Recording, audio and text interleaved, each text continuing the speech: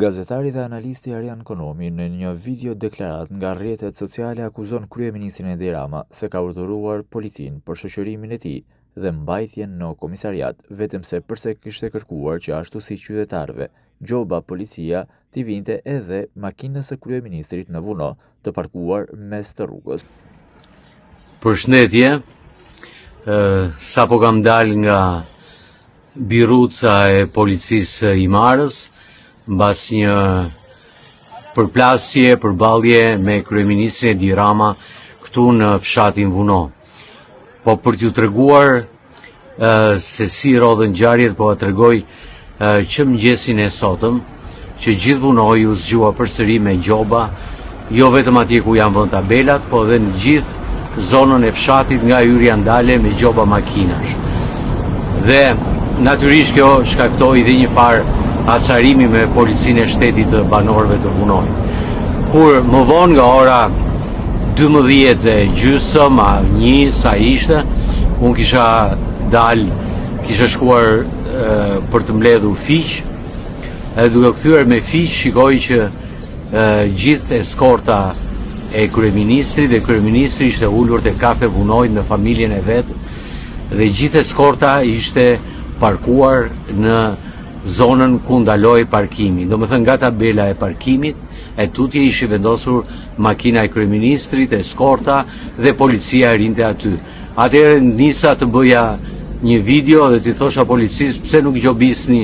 dhe kryeministrin, pse nuk gjobisni dhe këto makinat që janë këtu siç keni gjobitur para pak orësh këtu që gjobitët tër Vunojin. Në atë moment kryeministri më thiri, më tha hajde këtu, afrova, natyrisht kisha dhe qeskën me fiq me vete, dhe më tha ulu, por i thash si do t'ja bëjmë ne këtu për parkimin, pse nuk bëni një parkim, pse ne duhet marrim gjoba, domethënë duhet të gjobiten banorët këtu të vendit, edhe ata pak turista që vinë këtu për të cilët gëzojnë, edhe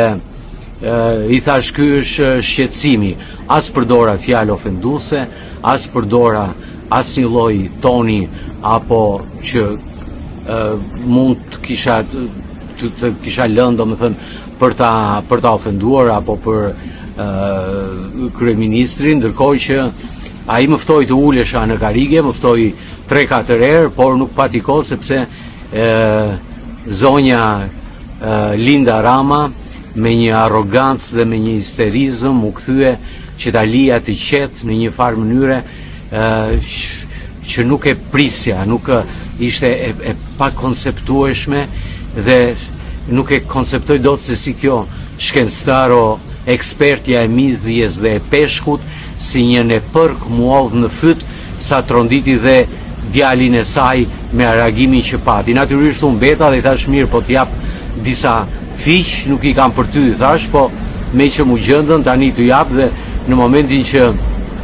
do jipja fiq, tha ulu aty, tha se ato fiq e ditha se ku t'i fusta ato fiq ty, edhe një moment mendova, thash shqyr sot kam mbledhur fiq që janë dhe të pjekur e të butë, se imagjinoni po t'kisha vajt kisha mbledh dardha, dhe në moment që po mendoja këtë gjë, më hidhen ja 4 bodyguard, më rëmbejnë telefonin, më ngrëm pesh, Edi Rama ja kërkon telefonin, merr telefonin tim, i them jep telefonin, Linda duke bërtitur në anën tjetër në mes të fshatit të Vunojit, morën telefonin, më fshin video dhe më shoqëruan me një furgon me policë dhe me forcat shqiponja në komisariatin e Imarës. Por pas kësaj videoje, e cila është shpërndar dhe nga ish kryeministri Sali Berisha, Rama ka publikuar dhe një pjesë të videos së fshirë nga telefoni i gazetarit, duke thonë se medalja ka edhe një tjetër anë. Ja që për fat të mirë ka edhe një video tjetër, e cila tregon krejt të kundërtën e videos që dhunuesi i lirisë të tjerëve, pas ka vrapuar të tregoj botërisht, duke bërë para pasqyrës së tij viktimën e dhunuar, duke shfrenuar fantazin dhe duke sharë si i përdal një grua e një nën, të cilën e bullizoi bashkë me fëmijën e saj në mes të rrugës, ku ngjarja u zhvillua krejt ndryshe nga rrëfimi në pasqyrë dhe u përhap pastaj në kanalet sociale, si një tjetër gënjeshtër e madhe e luftës liridashëse kundër regjimit imagjinar. Fatmirësisht, këtë herë ka një video demaskuese të gënjeshtërës, po imagjinojeni se sa herë të tjera gënjeshtra bën kërdin mbi të vërtetën, nëpër pasqyrat ku kujtojnë se informohemi. Shkruan Rama teksa publikon: Te keni parkuar kush tabela, kush policia të të vërë gjob, kush policia të vendosi gjob, kryeministër, do ca miq? Përshëndetje, sapo kam dal nga biruca e policisë i Marës, mbas një përplasje, përballje me kryeministrin Edi Rama këtu në fshatin Vuno. Po për t'ju treguar se si rodhën ngjarjet, po t'ju tregoj që mëngjesin e sotëm, që gjithë Vunoi u zgjua përsëri me gjoba, jo vetëm atje ku janë vënë tabelat, po edhe në gjithë zonën e fshatit nga hyrja ndale me gjoba makinash. Dhe natyrisht kjo shkaktoi dhe një farë acarimi me policinë e shtetit të banorëve të Vunoi. Kur më vonë nga ora 12:30 a 1 sa ishte, unë kisha shkuar për të mbledhur fiq, edhe duke kthyer me fiq shikoj që gjithë eskorta e kryeministrit dhe kryeministri ishte ulur te kafe Vunoi në familjen e vet, dhe gjithë eskorta ishte parkuar në zonën ku ndaloi parkimi. Domethënë nga tabela e parkimit e tutje ishte vendosur makina e kryeministrit, eskorta dhe policia rinte aty. Atëherë nisa të bëja një video dhe t'i thosha policisë pse nuk gjobisni dhe kryeministrin, pse nuk gjobisni dhe këto makinat që janë këtu siç keni gjobitur para pak orësh këtu që gjobitët tër Vunoin. Në atë moment kryeministri më thiri, më tha hajde këtu, afrova, natyrisht kisha dhe qesë me fiq me vete, dhe më tha ulu, por i thash si do t'ja bëjmë ne këtu për parkimin, pse nuk bëni një parkim, pse ne duhet marrim gjoba, do më thënë duhet të gjobiten banorët këtu të vendit, edhe ata pak turista që vinë këtu për cilët gëzojnë, edhe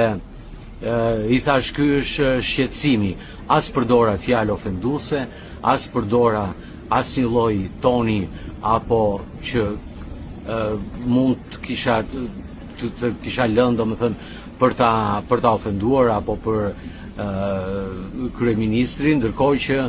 ai më ftoi të ulesha në karige, më ftoi 3-4 herë, por nuk pati kohë sepse zonja Linda Rama me një arrogancë dhe me një histerizëm u kthye qitalia të qetë në një farë mënyre që nuk e prisja, nuk ishte e pa konceptueshme dhe nuk e konceptoj dot se si kjo shkencëtaro ekspertja e midhjes dhe e peshkut si një nepërk muov në fyt sa tronditi dhe djalin e saj me reagimin që pati. Natyrisht unë beta dhe thash mirë, po t'jap disa fiq, nuk i kam për ty, thash, po me që mu gjëndën tani t'u jap, dhe në momentin që do jipja fiq, tha ulu aty, tha se ato fiq e ditha se ku t'i fusta ato fiq ty, edhe një moment mendova, thash, shqyr sot kam mbledhur fiq që janë dhe të pjekur e të butë, se imagjinoni po të kisha vajt kisha mbledh dardha, dhe në moment që po mendoja këtë gjë, më hidhen një 4 bodyguard, më rëmbejnë telefonin, më ngrëm pesh, Edi Rama ja kërkon telefonin, merr telefonin tim, i them jep telefonin, Linda duke bërtitur në anën tjetër, në mes të fshatit të Vunoit, morën telefonin, më fshin video dhe më shoqëruan me një furgon me policë dhe me forcat shqiponja në komisariatin e Himarës.